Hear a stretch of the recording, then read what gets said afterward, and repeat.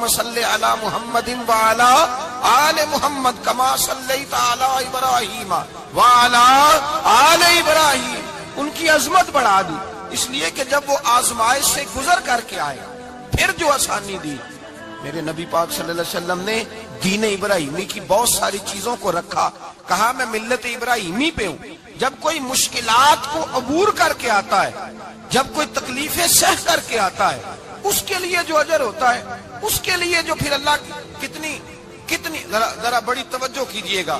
لوگ سمجھتے ہیں فلاں آدمی مشکل میں ہے تو شاید مشکل میں ہی رہے گا، فلاں آزمائش میں ہے تو شاید میرا اللہ فرماتا ہے ایک مشکل دے کے میں 2 آسانیاں بھی دوں گا. تم مشکل دیکھ رہے ہو، مشکل نہ دیکھو، وہ جو اس کو بعد میں آسانی آنے والی ہے، اور ڈبل جو میں اس پر نعمت کرنے والا ہوں اس کو دیکھو. حضرت یوسف کو بھائیوں نے کنویں میں ڈال دیا تھا، اور جب کنویں سے نکلے تو مصر کے بازاروں میں بکے، اور پھر زلیخا نے الزام لگایا تو حالات بگڑ گئے. حضرت یوسف کو جیل جانا پڑا. کتنی کٹھن زندگی تھی، لیکن میرے مالک کو کچھ اور ہی منظور تھا.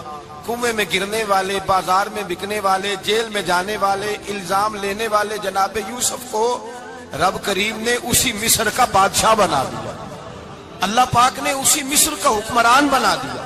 یاری تیری سونا ہے پر ازمیشاں تیریاں اگ، اے سونا پرکھیا جامد آئی پہلو نال اگاں دے لگ.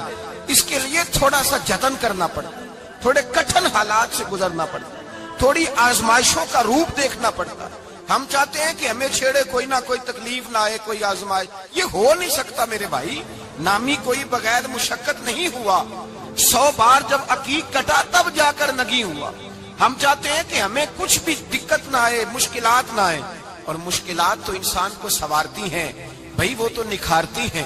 کبھی پوچھا کرو جا کر کے کسی گندم کے دانے سے کہ تو کہاں کہاں سے ہو کے آیا ہے، کہاں کہاں سے نکل کے آیا ہے، تو وہ بتلائے گا کہ بڑے مشکل مراحل سے گزرا ہوں، اور پھر اللہ نے مجھے طاقت دی ہے کہ میں انسان کے وجود کا حصہ بناؤں.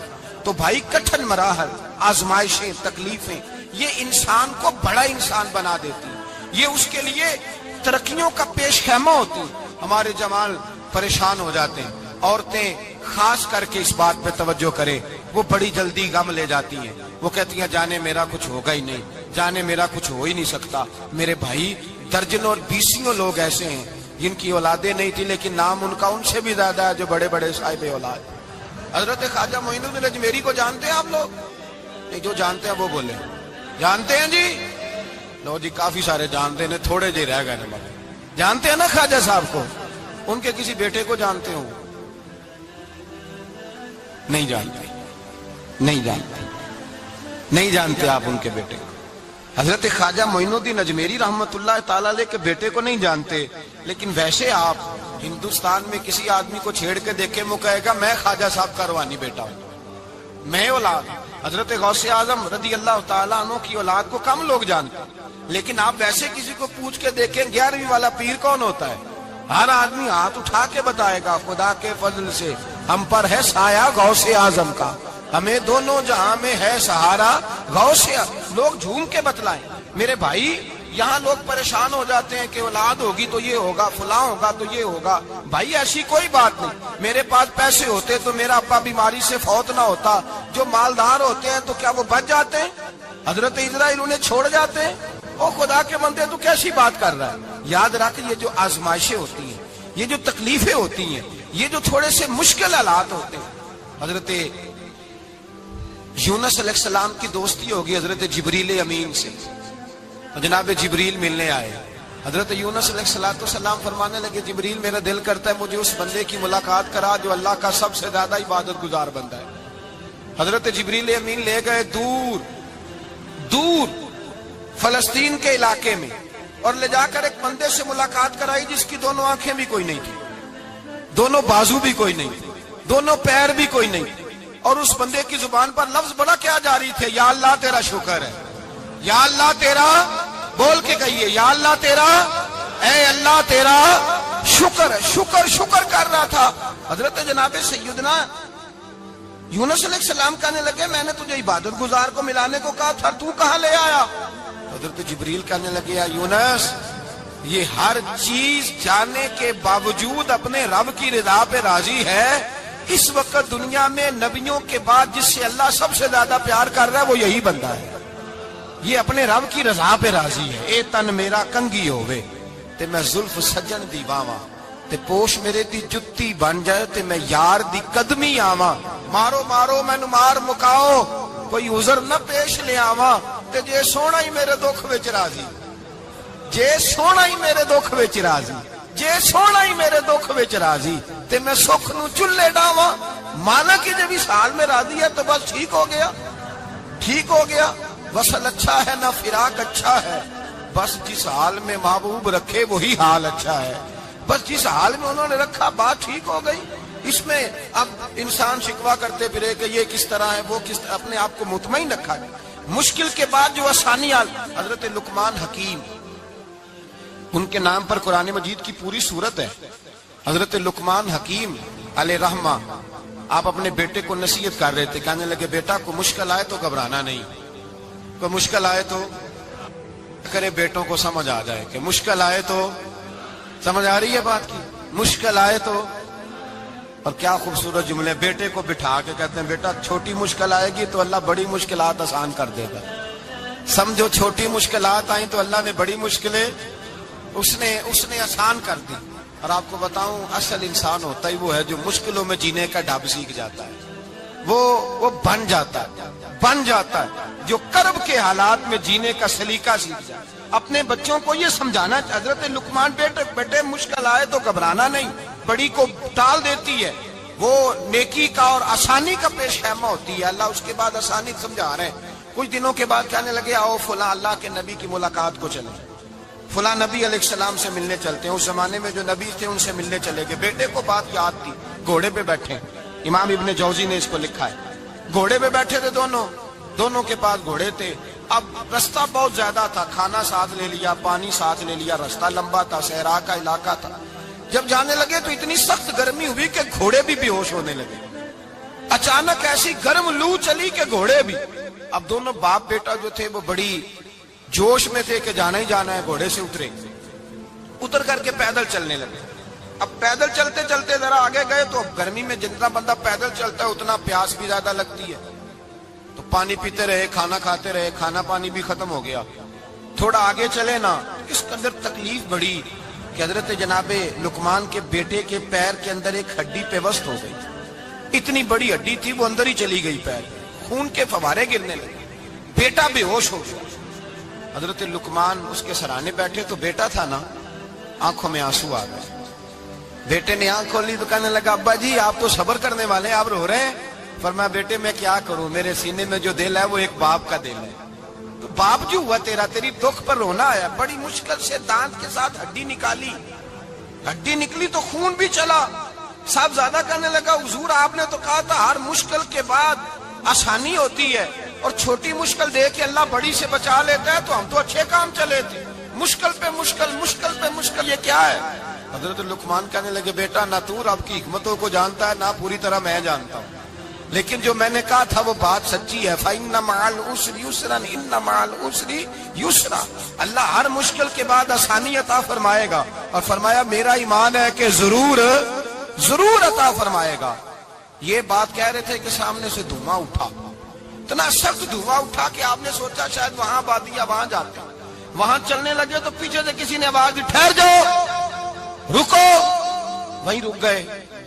تھوڑی دیر گزری تو کہا رک جاؤ. جب رکے تو ایک بولنے والا بولا, کہنے لگا تمہارے لیے تھوڑی دیر کے بعد جانوروں کا بندوبست کر دیا جائے گا, کھانے کا بھی بندوبست ہو جائے گا, بچے کا پیر بھی صحیح ہو جائے گا, چلے جانا, لیکن ذرا ٹھہرو. حضرت لقمان کہنے لگے بولنے والے تو کون ہے؟ تو کہنے لگے میں اللہ کا فرشتہ ہوں, میں اللہ کا فرشتہ ہوں. کہا اللہ کے فرشتے اور یہ سارا کچھ کیا ہے؟ تو فرشتہ کہنے لگا اصل بات یہ ہے کہ سامنے بستی پر مجھے عذاب نازل کرنے کا حکم ملا تھا, آپ بڑی تیزی سے آ رہے تھے. میں نے رب سے دعا کی کہ اللہ اس باپ بیٹے کی غلطی کوئی نہیں, مہربانی فرما. رب نے پہلے آپ کو صحرا میں الجھایا, پھر میری دعا کی برکت سے آپ کے گھوڑے ٹھہر گئے, پھر میری دعا کی برکت سے آپ کا پانی ختم ہوا, پھر میری دعا کی برکت سے آپ کے بیٹے کو زخم آیا, پھر میری دعا کی برکت سے سامنے سے دھواں اٹھا. فرمایا یہ جو تمہیں مشکل پہ مشکل آ رہی تھی یہ تو میرا رب تمہیں عذاب سے بچانا چاہ رہا تھا، یہ جو تمہیں مشکل پر مشکل آ رہی تھی تو میرا مالک تمہیں عذاب سے بچا رہا تھا، تم سمجھ نہیں رہے تھے۔ حضرت لقمان نے بیٹے کی طرف دیکھا تو بیٹے کہنے لگے ابا جی بات بالکل سچی ہے، افضل الذکر لا الہ الا لا الہ الا، اور پھر پڑھنے لگے حسبنا اللہ و نعم الوکیل نعم المولا و نعم النصیر، یہ ورد ہونے لگے۔ بھائی جب تجھے مشکل آتی ہے، آزمائش آتی ہے، تو اس وقت سمجھتا ہے پتہ نہیں میرے ساتھ کیا بننے لگا ہے۔ اللہ تبارک و تعالیٰ چھوٹی مشکل دے کے تجھے بڑی سے محفوظ رکھتا ہے، چھوٹی بیماری دے کے تجھے بڑی سے محفوظ رکھتا ہے۔ بلکہ میں ایک دفعہ ایک تکلیف میں ایک آزمائش میں مبتلا ہو گیا تو میں نے اپنے حضرت سے کہا کہ حضور سارے دکھ کٹھے ہی آ گئے، کیا کیا جائے؟ تو آپ فرمانے لگے بڑے خوش نصیب ہو، جوانی میں اللہ نے دکھ دے دیے، بڑھاپے میں آئے تو برداشت نہیں ہوتے، یہ تو بڑے وقت پہ آ گئے، شکر ادا کرنا چاہیے، اس زمانے میں برداشت نہیں ہوتے، اب آسانی ہے، ان کو برداشت کرو، ہمت کرو۔ میرے بھائی یاد رکھیں، آزمائشیں تکلیفیں آپ کو بڑا کرنے کے لیے آتی ہیں۔ ہم آزمائش کو برا جانتے ہیں، دکھ کو برا جانتے ہیں، دکھ تو بڑے پیارے ہوتے ہیں، یہ رونے کا سلیقہ سکھاتے ہیں، یہ اللہ کو منانے کا طریقہ سکھاتے ہیں، یہ مسجد میں جانے کا، وہ جو سکھی بندہ ہے نا سکھی، مجھے ایک صاحب کہنے لگے دو قسم کے لوگ مدینے سے آتے، مدینہ شریف پوچھنے لگے، کہنے لگے حضرت جی دو قسم کے بندے ہیں، کچھ واپس جاتے ہوئے تڑپ رہے ہیں، کچھ تصویریں کھینچ رہے ہیں رخصتی کے وقت، فرق کیا ہے؟ تو میں نے کہا وہ جو تصویریں کھینچ رہا ہے وہ امیر آدمی ہے، اسے پتا ہے کہ میں پھر ٹکٹ لے لوں گا، مہینے کے بعد پھر آ جاؤں گا، اور یہ مدینہ چھوڑتے ہوئے تڑپ رہا ہے یہ کوئی غریب ہے، یہ کہہ رہا ہے پتہ نہیں دوبارہ موقع ملے کہ نہ ملے، یہ دکھی ہے، یہ آزمائش میں دکھی۔ سکھی بندہ تو مکے جا کے نہیں روتا، وہاں بھی کھڑا ہے ڈٹ کے کھڑا، دکھی کوئی نہیں تو روئے کیسے؟ روئے کیسے؟ دکھیے دی گل دکھیا ہی جانے، دکھیے دی گل، کیا خوبصورت لفظ ہے میاں صاحب کی، اور لفظوں میں حسن دیکھے کہنے لگے دکھیے دی گل اے دکھیا ہی جانے تے سکھیے نو کی خبراں، تے یار جنہاں دے موت نے مارے روندے نہیں تک تک قبراں۔ یہ مشکل مرحلہ ہوتا ہے، جب انسان تکلیف میں ہوتا ہے پھر اسے احساس ہوتا ہے، اور تکلیف والے کو ہی تکلیف والے کی تکلیف کا احساس ہوتا ہے۔ جب آپ کو اللہ مشکل دیتا ہے تو سمجھ لیں رب آسانی دینا چاہ رہا ہے، جب تیز دھوپ آتی ہے تو سمجھ لیں اللہ گرم ہوا گزار کے ٹھنڈی بارش برسانا چاہ رہا ہے، اور جب چاروں طرف سے گھٹن ہو، پنجابی میں کہتے ہیں گما لگ جائے، تو پھر سارے بول کے کہتے ہیں اب جو طوفان آئے گا وہ سخت ہی آئے گا، اس لیے کہ گھٹن جتنی زیادہ ہوتی ہے پھر فضل بھی اتنا۔ جن لوگوں نے تکلیفیں زیادہ سہی تھی رب نے عزتیں بھی زیادہ ہی عطا فرمائی، جن لوگوں نے تکلیفیں زیادہ سہی نا انہیں اللہ نے درجہ بھی۔ حضرت بلال حبشی نے بڑی تکلیف سہی، مارا کرتا تھا امیہ، بڑا مارتے تھے، اتنا مارتے تھے کہ موٹے، آپ نے کبھی دیکھے ہیں دیہاتوں میں موٹے موٹے پائے ہوتے تھے چار پائیوں کے، موٹے موٹے پان کی چار پائیاں اور بڑی چار پائیاں کافر بچھا کے بیٹھ جاتے، اور حضرت بلال حبشی کے پیر ان کے نیچے رکھ دیتے، ہاتھ ان کے نیچے رکھ دیتے، آگ لوہا گرم کر کے اس کے اوپر ننگے بدن لٹا دیتے۔ مکے نے بڑی آزمائشیں دیکھی، پھر اسی مکے نے مدینے نے عجیب رنگ دیکھا کہ میرے نبی معراج سے واپس آئے، اور حضور نے عظمت دی، فرمایا بلال یار تیرا بڑا مقام ہے، تو مدینے میں چل رہا تھا اور میں جنت میں تیرے قدموں کی آواز سن رہا تھا، کتنا تیرا مقام ہے، کتنا تیرا درجہ ہے، میں وہاں تیرے چلنے کی آواز سن رہا تھا۔ حضرت ابو بکر صدیق رضی اللہ تعالیٰ عنہ نے اس زمانے میں حضور کی نوکری کی جب دوسرا جانثار کوئی نہیں تھا، سارے لوگ تانے دیتے، کہتے ابو بکر تو اکیلا شیانہ ہے، سارا مکہ مخالفت کرتا ہے، تو جان ہی نہیں چھوڑتا، سارا زمانہ مخالفت کرتا۔ ابو بکر صدیق نے مال بھی دیا، جان بھی دی، شہزادی حضرت عائشہ بھی دی حضور کی خدمت میں، ہر چیز لٹا دی۔ دنیا کو پتا اس دن چلا جس دن میرے رسول پاک صلی اللہ علیہ وسلم مسجد نبی میں بیٹھے تھے، درجنوں صحابہ تھے، حضور نے فرمایا ابو دردہ کو تو بلاؤ۔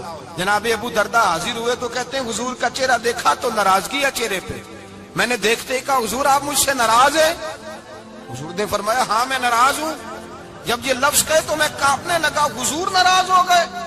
میں نے کہا یا رسول اللہ میری غلطی۔ تو نبی پاک نے فرمایا تو میرے ابو بکر کی عظمت نہیں جانتا؟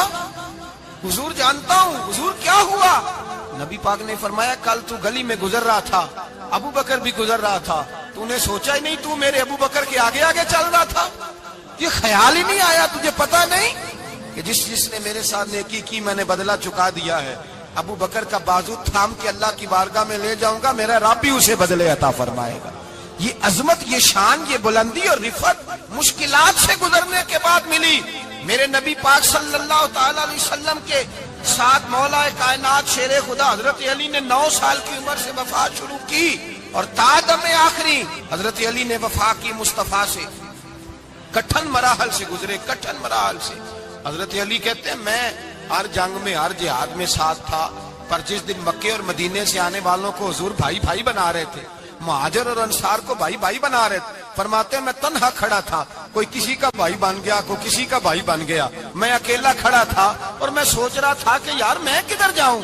کہتے ہیں میں اس حد تک آیا کہ میرے آنسو بہنے لگے، لیکن میری مشکلات کو آسانی تب ملی جب مدینے کے چاند دھیرے سے اٹھے، میرے قریب آئے، میرا بازو تھاما اور فرمایا علی باقی سارے بھائی بھائی بن گئے ہیں، انت اخی فی الدنیا والآخرہ، تو میرا بھائی ہے، دنیا میں بھی میرا بھائی ہے، قیامت کے دن بھی میرا بھائی ہے۔ حضور نے اعزاز دیا، اور غدیر خم کے موقع پر حضرت علی کا بازو تھام کے کھڑا کر کے حضور نے فرمایا من کنت مولا ہوں فہذا علی مولا، فرمایا جس کا میں مولا ہوں اس کے علی بھی مولا ہے۔ محبوب پاک سید عالم صلی اللہ علیہ وسلم نے جن لوگوں نے مشکلات برداشت کی، پھر ان کو اعزاز ملا، ان کو درجے ملے، ان کے لیے جو آسانی۔ حضرت عثمان غنی نے صحابہ میں سب سے زیادہ مظلومیت کاٹی، سب سے زیادہ مظلومیت، 40 دن پانی بند رہا، کھانا بند رہا، تکلیف اور آزمائش کا وقت ہوا۔ امام جلال الدین سیوطی رحمت اللہ تعالی علیہ الحاویل الفتاوی میں لکھتے ہیں، کہتے ہیں جب حضرت عثمان غنی پر کھانا اور پانی بند تھا، ایک شام حضرت عبداللہ بن سلام ملنے گئے، اس شام، اس صبح جس شام حضرت سیدنا عثمان غنی شہید ہوئے، جناب عبداللہ ابن سلام کہنے لگے عثمان تیرا کیا حال ہے، کس پوزیشن میں ہے؟ تو کہتے ہیں جناب عثمان غنی کہنے لگے عبداللہ آج میں بڑا سکھ میں ہوں۔ کہا 40 دن بیت گئے، کھانا نہیں آیا، پانی نہیں آیا، تو آج کیوں سکھی ہو؟ فرمانے لگے آج مدینے کی سامنے والی گلی میں میں نے مصطفیٰ کا دیدار کیا، اور نبی پاک صلی اللہ علیہ وسلم نے فرمایا عثمان اگر تو کہے تو تیرے لیے پانی کا بندوبست کر دیا جائے، تیری مشکل آسان ہو جائے، اور اگر تو کہے تو تیرے لیے وہ آسانی کی جائے کہ آج تو میرے پاس آ کے روزہ افطار کر لے۔ تو حضرت عثمان غنی کہنے لگے میں نے مصطفیٰ سے عرض کیا حضور مجھے یہاں کا سکھ نہیں چاہیے، مجھے وہ آسانی چاہیے جو آپ کے پاس افطار سے ملے گی۔ فرمانے لگے آج میں رخصت ہو جاؤں گا، افطار رسول اللہ کے پاس کروں گا۔ حضرت عبداللہ ابن سلام فرماتے ہیں پھر اس شام حضرت عثمان شہید ہو گئے۔ لوگ کہنے لگے عثمان شہید ہو گئے، اور میں کہنے لگا نہیں، انہوں نے جا کے نبی پاک کے دسترخوان پہ روزہ افطار کر لیا ہے، روزہ افطار۔ بھائی پھر بعد میں جو آسانی ملی ان لوگوں، جو ان لوگوں کو درجات نصیب ہوئے، کٹھن۔ حضرت عبداللہ مزنی حضور کے غلام تھے، قبیلہ مزن کے رہنے والے، والد فوت ہو گئے، چچا نے پالا تھا، اسلام قبول کر لیا۔ جس آدمی میں حوصلہ پیدا ہو جائے نا، ساری دنیا اسی کی ہے، اس کا سب سے گزارا ہو جاتا ہے۔ وہ میرے کارواں ہے، جس میں حوصلہ پیدا ہو گیا وہ لیڈر ہے، وہ سربراہ ہے، اس لیے کہ اس کا سب سے ٹائم گزرے گا۔ اور جو آدمی حوصلہ نہیں پیدا کرتا، صبر نہیں کرتا، اس کا تو ماں باپ سے وقت نہیں گزرتا، اپنے بال بچوں سے اختلاف ہو جاتا ہے، اپنے سگے بہن بھائی ان کے ساتھ۔ اس کی وجہ کیا ہے کہ حوصلہ نہیں، صبر نہیں، راضی بالرضا نہیں۔ جو آدمی سمجھ لینا اللہ میرا رب ہے اور میرے حق میں جو کرے گا بہتر ہی کرے گا، وہ آزاد ہو گیا، وہ آزاد۔ جیم جان دا کچھ وسا نہیں ہوں، جان یار نو دے تے شاد ہو جا، اس سے دل دے ہیں فساد سارے، دل دلبر نو دے تے آزاد ہو جا، تے جیو رکھے آباد تے رو وسدا، تے جدوں کرے برباد برباد ہو جا۔ وزن نہیں بنتا شعر کا، لیکن میں کئی دفعہ کہا کرتا ہوں جیو رکھے آباد تے رو وسدا، جدوں کرے برباد تے چپ کر کے برباد ہو جا۔ اس میں لقمہ نہ دے، بحث نہ کر، یہ بھی نہ کہہ دیکھو جی میں نے کتنی، نہ چپ کر کے برباد ہو، بس ختم۔ اور ایک شاعر نے بڑی زبردست بات کہی تھی، نے کمال کر دیا، شعر سمجھ میں آ گیا تب بھی ٹھیک ہے، نہ بھی آیا تو شعر پھر بھی بڑا ٹھیک ہے۔ شعر بر بھی بڑا ٹھیک ہے. اس نے کہا تھا تو اگر عشق میں برباد نہیں ہو سکتا تو جا پھر تجھے کوئی سبق یاد نہیں ہو سکتا. پھر تو ناکام ہے زندگی میں, پھر تو الف بے بھی نہیں یاد ہوگا. تو اگر عشق میں برباد نہیں ہو سکتا تو جا, پھر تجھے کوئی سبق یاد نہیں ہو سکتا, پھر تو فارغ ہے. تو عزیزو یاد رکھو, صبر, حوصلہ, دانائی یہ آپ کو بڑا کرے گی. میرے رسول پاک صلی اللہ تعالی علیہ وسلم کو اللہ نے سمندروں سے بڑا حوصلہ عطا فرمایا تھا. سمندروں سے بڑا, سمندروں سے بڑا مشکل ہوتا ہے بیٹی کے قاتل سے صلح کرنا. بڑا مشکل ہوتا ہے, بڑا مشکل ہوتا ہے کانٹے بچھانے والوں کے رستوں میں پھول بچھانا. اور بھائی یہ بڑا ہی مشکل ہے, بڑا بڑا. جنہوں نے پتھر برسائے ہوں, مکے سے نکالا ہو, ان کے گلے میں پھولوں کے ہار ڈالنا. پر سلام اس پر کہ جس نے دشمنوں کو بھی قبائیں دیں, سلام اس پر کہ جس نے گالیاں سن کر دعائیں دی. تو حضور نے حلم کا مظاہرہ کیا, تدبر, صبر ایک تدبیر ہے. یہ آپ کو سیانا کر دے. جو اللہ نے آپ کو دیا اس پہ راضی رہے, صبر کرے, اور اپنے ارد گرد لوگوں کو دیکھ کے پریشان نہ ہو. نبی پاک علیہ الصلوۃ والسلام نے اپنی امت کو صبر سکھایا, اور ساتھ یہ بھی حکم فرمایا کہ مصیبتیں اور مشکلیں بڑے لوگوں پہ آتی ہیں, چھوٹوں پہ مشکلات, جو دل کے چھوٹے ہوں, ذہن کے چھوٹے ہوں, ان پر اللہ مشکل نہیں ڈالتا. ایک صحابی نے کہا یا رسول اللہ صلی اللہ علیہ وسلم سب سے زیادہ مشکلات کن پہ آتی ہیں؟ تو حضور نے فرمایا نبیوں پہ. کن پہ یا رسول اللہ اس کے بعد؟ تو حضور نے فرمایا پھر نیک لوگوں پہ, علماء پہ, صلحاء پہ, صوفیاء پہ, اتقیاء پہ. ان لوگوں پہ بڑی مشکلات ہوتی, یہ کٹھن راہوں سے گزرتے. بھائی تیار کریں ذہنی طور پہ اپنے آپ مشکلات کے لیے, آزمائشوں کے لیے, تکلیفوں کے لیے تیار کریں. جب آپ تیار رہیں گے پھر آنے والی مشکل آسانی سے گزر جائے گی, اور جب کہیں گے پتہ نہیں کیا ہوگا, حوصلہ چھوڑ جائیں گے, پھر معاملہ خراب ہوگا. دلیر رہیں. نبی پاک صلی اللہ علیہ وسلم کے مدینے آنے سے پہلے ایک شخص تھا, عبداللہ بن ابی سلول اس کا نام تھا. تو مدینے والے لوگ اس کو اپنا پیشوا مانتے تھے, اوس بھی خزرج بھی. اس کی تاج پوشی بھی کی, بڑی اس کی منتا تھی. جب حضور آ گئے تو اس کا کاروبار بند ہو گیا. اب لوگ یہ نہیں سمجھتے کہ میں غلط ہوں, لوگ کسی کے مفادات کو ٹھیس پہنچتی ہے تو مخالفت کرنے لگ جاتا ہے. اب اس کے حالات جب خراب ہوئے تو اس نے پتہ کیا کیا, جھوٹ موٹ کا کلمہ پڑھ لیا. سمجھ آ رہی ہے باتوں؟ جھوٹ موٹ کا. اور منافقوں کا ایک ٹولہ اس نے تیار کر لیا, جس کا قرآن مجید نے سورہ منافقون میں ذکر کیا. ایک جنگ کا موقع تھا, نبی پاک صلی اللہ علیہ وسلم تشریف لے گئے تو عبداللہ بن ابی سلول بھی چلا گیا. حضرت عمر فاروق رضی اللہ تعالیٰ عنہ کے ایک غلام تھے, وہ پانی لینے کنویں پہ گئے. ادھر سے انصار میں سے, چونکہ حضرت عمر کے غلام مہاجر تھے, انصار میں سے ایک شخص پانی لینے پہلے سے آیا ہوا تھا. پانی بھرنے میں کوئی اختلاف ہو گیا, جھگڑا ہو گیا, مار کٹائی تک نوبت آ گئی. حضرت عمر کے غلام نے کچھ چیز مار دی, اس شخص کو زخمی ہو گیا. اس نے پکارا, عبداللہ بن ابی سلول نے سمجھا کہ موقع اچھا ہے, دوڑا ہوا آیا, اور آ کر اس نے کہا انصار مدینہ بھاگ کے آؤ, جلدی آؤ.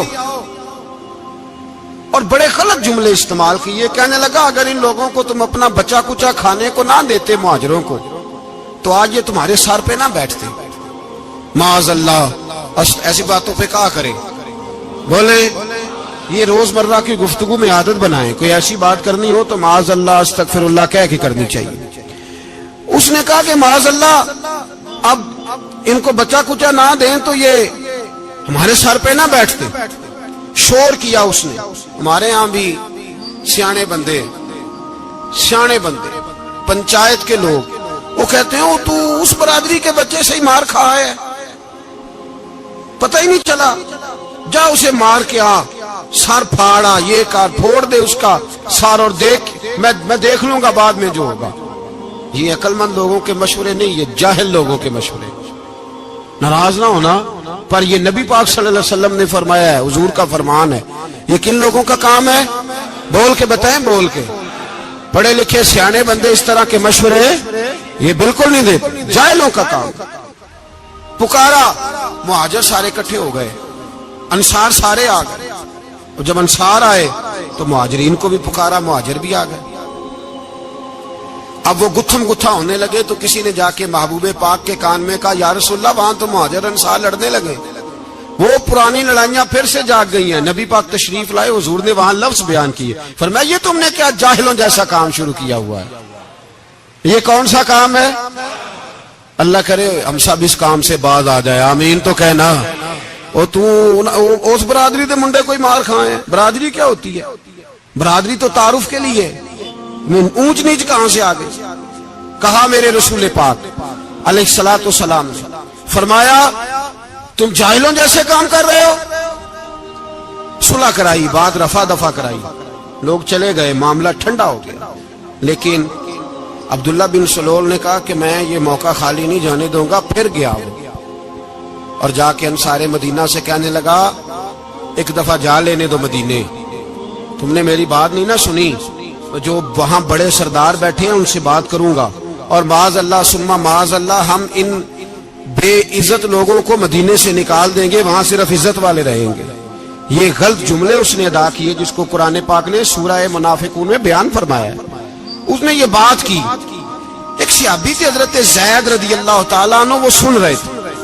آ کے عرض کی یا رسول اللہ صلی اللہ علیہ وسلم، عبداللہ بن ابی سلول تو اس طرح کہہ رہا ہے کہ مدینے جا کے عزت والے دوسروں کو نکال دیں گے، اور تم اگر اپنا بچہ انہیں نہ دیتے تو معاذ اللہ آج یہ ایسا نہ کرتے. حضرت عمر نے بھی سن لیا. حضرت عمر نے بات سن لی، تلوار نکالی اور دوڑے. حضور نے بازو پکڑا، فرمایا کدھر جا رہے ہو؟ کہا یا رسول اللہ اگر آج سزا نہ دی تو کل اور بات بھی کرے گا، اور اگر آج ایک قتل ہو گیا تو باقی سیانے بن جائیں گے. یا رسول اللہ مجھے چھوڑے، میں ماروں گا. حضور نے فرمایا عمر چپ کر، وہ جھوٹ موٹ کا کلمہ پڑھتا ہے، لوگ کہیں گے کہ محمد ابن عبداللہ نے اپنے ساتھی مارنے شروع کر دیے. چپ کر، حوصلہ کر، صبر کر، دلیری کر. حضرت عمر کہتے ہیں میری حضور کے کہنے پر میں ٹھہر تو گیا، پر وہ میرے اندر جو آگ لگی ہوئی تھی ٹھنڈی نہیں ہو رہی. کہتے میں چپ تو کر گیا. نبی پاک علیہ الصلوۃ والسلام نے پوچھا عبداللہ بن نبی سلول سے تو نے یہ کہا ہے؟ کہنے لگا حاشا وک اللہ، میں نے بات ہی نہیں کی. ہاں. اب لوگ کہنے لگے کہ زید تو نوجوان ہے تو یہ بوڑھا آدمی ہے، چلو صحیح کہتا ہوگا. حضور بھی خاموش ہو گئے. اللہ پاک نے قرآن مجید نازل فرما دیا. فرمایا اللہ نے سن لی ان کی بات جنہوں نے یہ کہا ہے. اور پھر لفظ بڑے حسین ہے، فرمایا یہ کہتے ہم عزت والے ہیں؟ نہیں، وللہ العزت ولرسولہ وللمؤمنین. فرمایا عزت تو اللہ کے پاس ہے، اللہ کے رسول کے پاس ہے، اور عزت تو مومنوں کے پاس ہے، مومنین کے پاس عزت ہے. یہ قرآن پاک نے سارا مضمون بیان کر دیا کہ عبداللہ بن نبی سلول غلط کہتا ہے اور حضرت زید صحیح کہتے. حضور نے کچھ نہیں فرمایا، جا رہا ہے قافلہ. جب مدینے کی سرحد آ گئی نا، حدود مدینہ منورہ کی شروع ہوئی، تو عبداللہ کا اپنا بیٹا، اس کا نام بھی عبداللہ بن عبداللہ تھا، اپنا بیٹا اس کا بڑا مخلص جانثار غلام تھا میرے رسول پاک صلی اللہ علیہ وسلم کا. وہ تلوار لے کے مدینے کی حد پہ کھڑا ہو گیا اور کہنے لگا میرے باپ تو نے اتنی بے ایمانی کے لفظ کہے کہ میں ان کو نکال دوں گا. کہے اپنی زبان سے کہ میں ذلت والا ہوں، رسول پاک کو اللہ نے بڑی عزت عطا فرمائی، کہے ورنہ میں تیری گردن کاٹ دوں گا. بول. کہے حضور بھی عزت والے اور نبی پاک کے غلام بھی عزت. کہے اپنی زبان سے کہے میرے رب کا یہ فرمان ہے وَرَفَعْنَا لَكَ ذِكْرَكَ، حبیب میں خود تیرے لیے تیری شانوں کو بلند فرما دوں گا. تو تو دشمن ہو کے کہنے لگا میرے بیٹے مجھے معاف کر دے، مصطفیٰ تو بڑی عزتوں والے ہیں، ان کے غلام شانوں والے. جب بیٹا تلوار لے کے سامنے کھڑا ہوا، شہرت ہوئی. اب نبی پاک نے حضرت عمر کی طرف دیکھا، کہا عمر تیری بات صحیح تھی، اب جو ہوا یہ زیادہ صحیح تھا. وہ میں نے تجھے کہا حوصلہ کر، تدبر کر، وقت کا انتظار کر. یہ صحیح ہوا کہ وہ صحیح تھا. تو حضرت عمر فاروق کہنے لگے یا رسول اللہ میں گواہی دیتا ہوں آپ واقعی اللہ کے سچے رسول ہیں صلی اللہ علیہ۔ اتنی اچھی رائے، وقت فیصلہ کرتا ہے، تدبر سے چلے، دانائی سے چلے، علم پیدا کرے، بردباری۔ ہمیں کئی دفعہ سجدہ صاف کرنا پڑتا ہے، ہم جو کہتے ہیں بات اس کے الٹ نکل آتی ہے۔ ہم کسی شخص کے بارے میں کچھ تبصرہ کر بیٹھتے ہیں، کچھ عرصے کے بعد ہمیں پتہ چلتا ہے کہ وہ تو ایسا تھا ہی نہیں، ہم نے غلط بات کر لی۔ ہم بغیر تحقیق کے، بغیر تفتیش کے، حوصلہ نہ ہونے کی وجہ سے، صبر نہ ہونے کی وجہ سے ہم بہت سارے کام کر گزرتے ہیں، پھر ہمیں نقصان ہوتا ہے۔ اپنی زندگی میں حلم نہ چھوڑیں، حوصلہ نہ۔ لڑائیاں ہوتی ہیں نا گھروں میں، اس کی وجہ خامد ہوتا ہے، بیوی نہیں ہوتی۔ یہ بات گھر جا کے بتانا کہ آج انہوں نے کہا۔ لڑائی کی وجہ کون ہوتا ہے؟ نہ بولو تسی، پر میں تے آنکھ ہی چھڑیا ہے، وہ تو ریکارڈ ہو گیا ہے۔ لڑائی کی وجہ کون ہے؟ جڑے باتیں لڑتے ہیں وہ کندے ہی نہیں پے۔ وجہ کون بنتا ہے جی؟ کیوں بلا؟ اس لیے کہ نبی پاک صلی اللہ علیہ وسلم نے فرمایا عورت کی اگر آدھی ہے تو تیری تو پوری ہے نا، جس کا مطلب ہے لڑائی اگر بچ سکتی تھی تو مرد کی وجہ سے بچ سکتی تھی، گھر میں امن ہو سکتا تھا۔ کہتے ہیں جی بڑی بیوقوف ہے میری سنتی نہیں، تو میں نے کہا جو اس سے بحث کر رہا ہے وہ سیانا ہے؟ بولیں، جو بحث کر رہا ہے وہ عقل مند ہے؟ بندہ تو چلو تھا وہ دانشور شیکسپیئر، باتیں بعض اوقات اس کی کچھ ایسی ہیں۔ اس سے کسی نے پوچھا تھا عورتوں سے کون جیت سکتا ہے بحث میں، تو اس نے کہا تھا وہ جو ان سے بحث نہ کرے، جو ان سے بحث ہے۔ تو بھائی تو وجہ اس لیے کہ حوصلہ تو نہیں کرنا تھا۔ نبی پاک علیہ السلام نے فرمایا بی بی ٹیڑھی لکڑی ہے، سیدھی کرنے کی کوشش کرو گے تو ٹوٹ جائے گی، سیدھی۔ تو پھر کتنا بیوقوف ہے جو پتھر سے سر رگڑ رہا ہے، کتنا نادان ہے جو یہ حرکت کر رہا ہے، دریا میں چھلانگ لگا کے کہتا ہے ڈوبوں گا نہیں۔ تو بھائی حوصلہ پیدا کرے، علم پیدا کرے۔ بہت ساری ایسی باتیں کرے کہ جس میں اشتعال آئے گا، فٹافٹ 3 لفظ طلاق کے دے دیے، اب بھاگا گیا مفتی صاحب کے پاس، او ہو 4 بچوں کا کیا بنے گا؟ اور یہ بات پکی ہے کہ بچوں کو صرف ان کی ماں ہی پال سکتی ہے، ان کی ماں۔ اور بات مجھے نہیں بھولتی، ایک شخص نے بیوی کو طلاق دے کے دوسری شادی کی، اس کا بیٹا تھا 10 سال کا۔ تو اس نے اپنے بیٹے سے کہا کہ بیٹے بتا پرانی اماں صحیح تھی یا یہ صحیح ہے؟ اس نے کہا نہیں ابا وہ تو جھوٹ بڑے بولتی تھی، یہ صحیح ہے۔ وہ جھوٹی تھی، وہ جھوٹ بڑے بولتی تھی میری سگی اماں، یہ سچ بولتی ہے۔ اس نے کہا وہ کیسے؟ کہنے لگا اس لیے کہ میں کوئی شرارت کرتا تھا تو میری سگی اماں مجھے تھپڑ مارتی تھی اور کہتی تھی تجھے روٹی نہیں دینی، جا دوڑ جا گھر سے۔ تو میں دوڑ جاتا تھا تو جھوٹ بولتی تھی نہیں دینی، پھر آدھے گھنٹے کے بعد مجھے ڈھونڈنے لگ جاتی تھی، ڈھونڈ کے لاتی تھی، پھر میری منت کرتی تھی، پھر مجھے کہتی تھی نہ مجھے ستایا کر، پھر میرا ماتھا چومتی تھی، پھر میری مرضی کا کھانا بنا کے دیتی تھی، پھر میرے منہ میں لقمے ڈالتی تھی۔ جھوٹی تھی، پہلے کہتی ہے نہیں دینی، پھر پیچھے بھاگتی ہے۔ یہ سچی ہے، میں شرارت کرتا ہوں تو تھپڑ مار کے نکالتی ہے، پھر میں منتیں کرتا ہوں پر روٹی نہیں دیتی، پیر پکڑتا ہوں نہیں دیتی، سچ بولتی ہے، اپنی بات پہ ڈٹ جاتی ہے۔ او بھائی بچے اس کی ماں ہی پال سکتی ہے، تو نے 3 جملے کہتے سوچا ہی نہیں، تیرا کا گیا تو یہ تو نئی بیوی ملے گی، اور اس کا بھی کیا گیا، اس کو بھی شاید شوہر مل جائے۔ ان پھولوں کی پرورش صرف ان کا مالی کر سکتا ہے، دوسرا کر سکتا؟ تو نے حوصلہ ہی نہیں کیا۔ ٹھیک ہے غلطی بیوی کی تھی، پر تو مرد تھا نا، تیرے پاس تو دلیری تھی، فٹافٹ 3 طلاق کے جملے کہہ دیے۔ اور میرے رسول پاک علیہ السلام نے فرمایا جائز کام بڑے ہیں، پر طلاق جائز تو ہے پر میرے رب کو پسند نہیں، اللہ کو پسند۔ تو نے مالی بگا دیا جس نے تیرے گھر کا باغ سینچنا تھا۔ تو بھائی یہ حوصلہ نہیں، درجنوں طلاقیں، 20 کیس، اور ابھی وہ شادی کے پورے کپڑے نہیں پہنے تو طلاق پہلے۔ اس کی وجہ یہ کہ حوصلہ نہیں، صبر نہیں، رضا نہیں، ہم احساس نہیں کرتے۔ اگر تو یہ سمجھ جائے کہ بس اللہ نے جو میرے لیے بہتر سمجھا مجھے دے دیا، صحیح ہے میری آزمائش ہے، کیا ہے، کچھ ہے جو اس نے بہتر سمجھا مجھے، اس نے، پھر تو سکھی ہو جائے۔ تیرے لیے جینا آسان ہو جائے، پھر تو بہت ساری پریشانیوں سے آزمائشوں سے دور ہو جائے۔ میرے نبی پاک علیہ السلام نے ہمیں حوصلہ کرنے کا حکم دیا، دلیری۔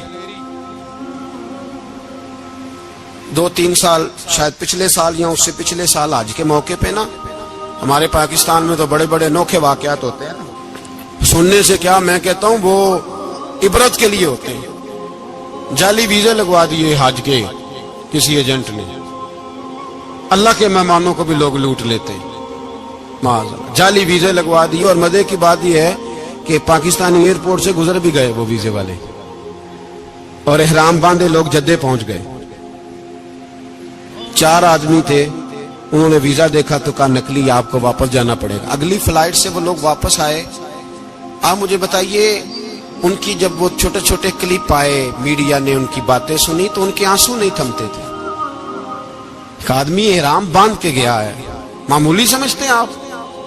میرے جیسا غریب آدمی کبھی اس نے ارادہ کیا ہو مدینے جانے کا، لیٹ ہو جائے تو کلیجہ پھٹنے کو آتا ہے، کچھ مجبوریاں پیروں میں آ جائے، نہ جا سکے تو پتہ نہیں کتنی توبہ کرنے کو دل کرتا ہے کہ کہیں غلطی تو نہیں ہو گئی، کوئی ایسی بات تو نہیں نکل گئی۔ یقین کریں طبیعت پریشان ہو جاتی، یار کوئی ایسا کام تو نہیں ہوگا جس کی وجہ سے یہ بات ہوئی۔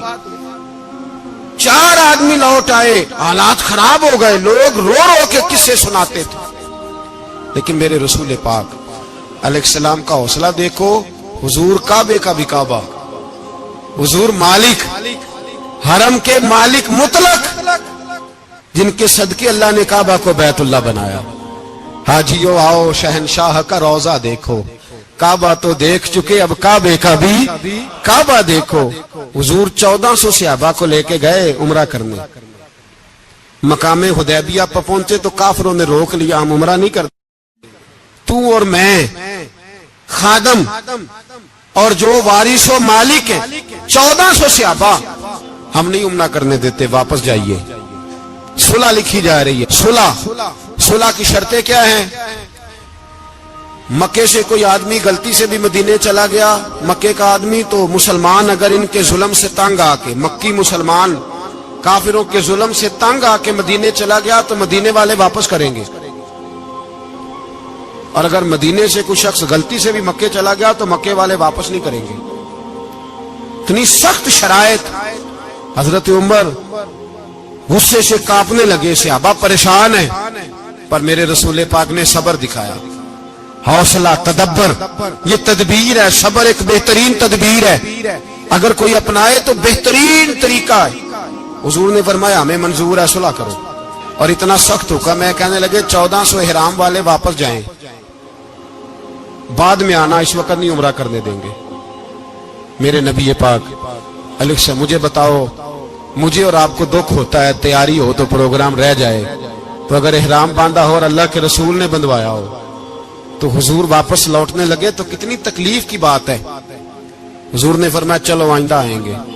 معاہدہ لکھا جا رہا ہے، حضرت علی معاہدہ لکھ رہے ہیں، لکھو محمد الرسول اللہ صلی اللہ علیہ، محمد الرسول اللہ صلی اللہ علیہ وسلم اور قریش مکہ کے بیچ معاہدہ۔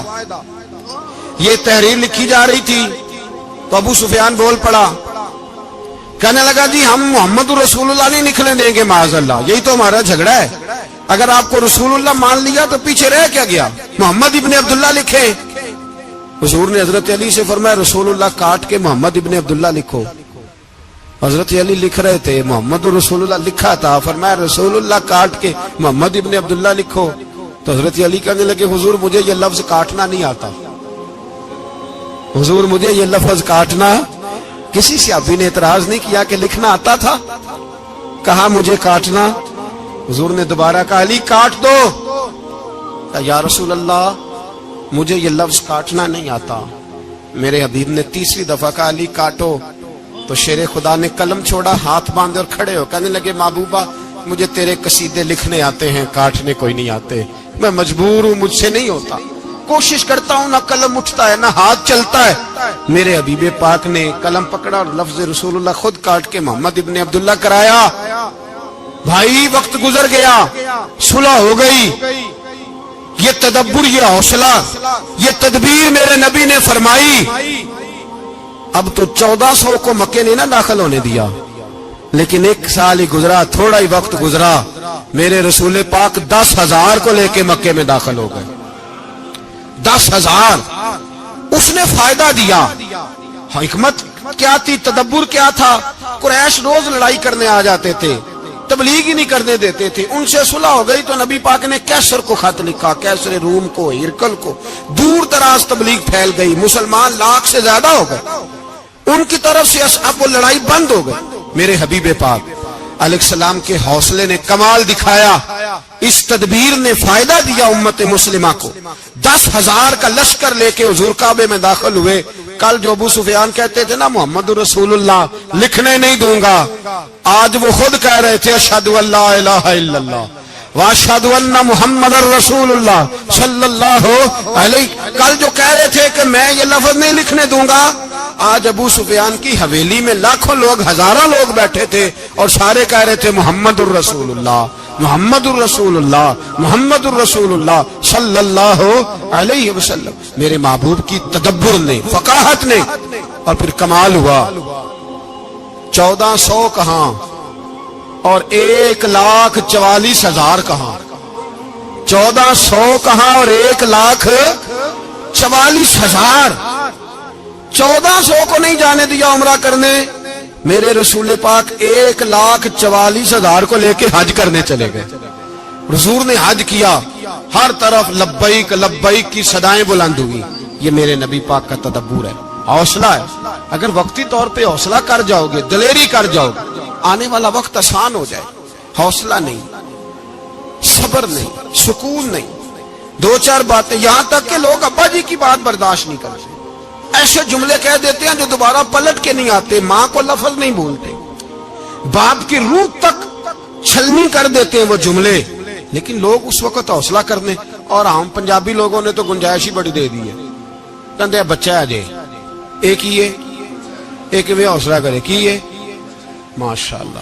تو اگر جوان ہو گیا تو کہتے ہیں گرم خون ہے، مکہ کب۔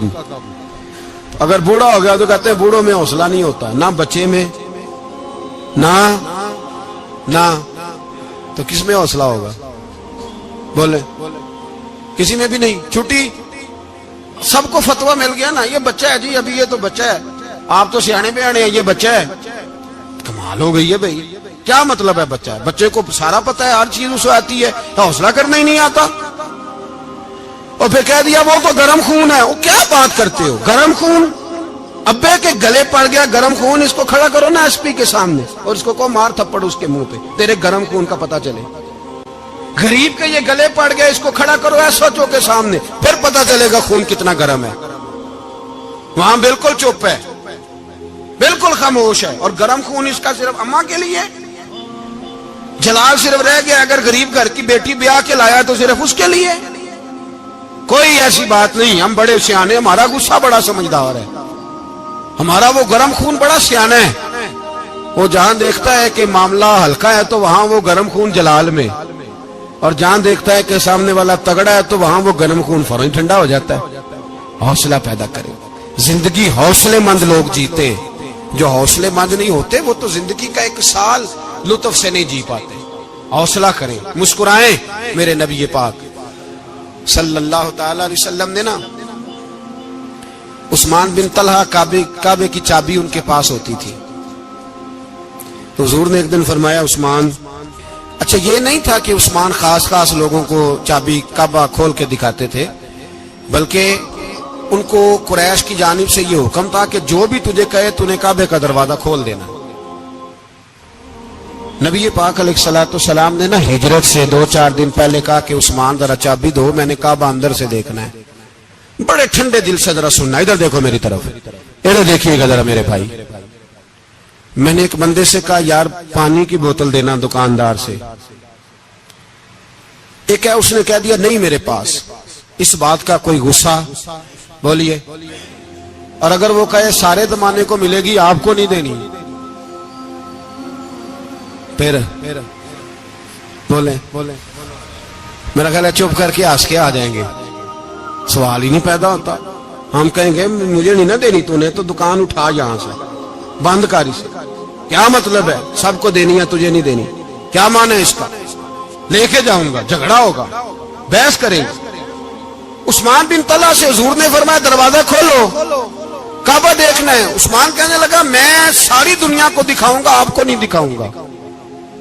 کتنی سخت بات ہے، پر قربان جائیں رسول اللہ کے حوصلے پہ صلی اللہ علیہ۔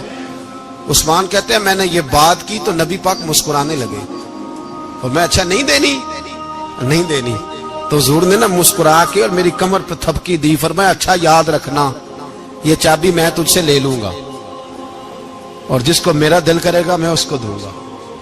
عثمان کہتے ہیں روز رات کو نبی پاک کے یہ جملے میرے کانوں میں گونجا کرتے تھے، گونجتے تھے کہ حضور نے فرمایا۔ کہتے ہیں جس دن پتا چلا نا نبی پاک 10,000 کا لشکر لے کے آ رہے ہیں،